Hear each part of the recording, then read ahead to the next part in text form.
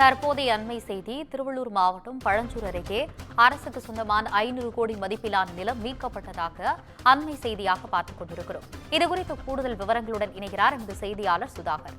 வணக்கம் சுதாகர், உங்களுடைய கூடுதல் விவரங்களை சொல்லுங்க. வணக்கம் ஆனந்தி.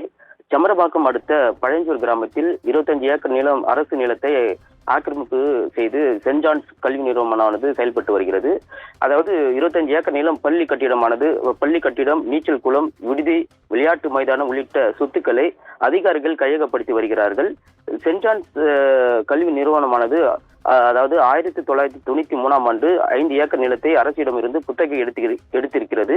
இந்த நிறுவனம் 20 ஏக்கர் அரசு நிலத்தை ஆக்கிரமிப்பு செய்து மொத்தமாக 25 ஏக்கர் நிலத்தை கட்டிடங்களை அந்த 25 ஏக்கர் நிலத்தில் கட்டிடங்கள் கட்டப்பட்டிருக்கிறது. குறிப்பாக 2013ஆம் ஆண்டு குத்தகை முடிந்த நிலையில குத்தகை தொகை 22 கோடி நிலுவையில் இருக்கிறது. இந்த நிலையில் ஆக்கிரமிப்பு மற்றும் குத்தகை தொகை செலுத்தாததால் மாவட்ட ஆட்சியர் பிரபு சங்கர் உத்தரவின் பேரில் ஆக்கிரமிப்பு செய்யப்பட்டுள்ள 500 கோடி மதிப்பிலான அரசு நிலங்களை மீட்கும் பணியில் வருவாய்த்துறை அதிகாரிகள் தற்போது ஈடுபட்டு வருகிறார்கள். குறிப்பாக சென்ட் ஜான்ஸ் கல்வி நிறுவனத்தின் பள்ளி கட்டிடங்கள் மற்றும் அலுவலகங்களை வருவாய்த்துறையினர் பூட்டி சீல் வைக்கும் பணியில் ஈடுபட்டு வருவதால் இந்த சம்பவம் அந்த பகுதியில் பெரும் பரபரப்பை ஏற்படுத்தியிருக்கிறது. ஆனந்தி, உங்களுடைய விவரங்களுக்கு நன்றி சுதாகர்.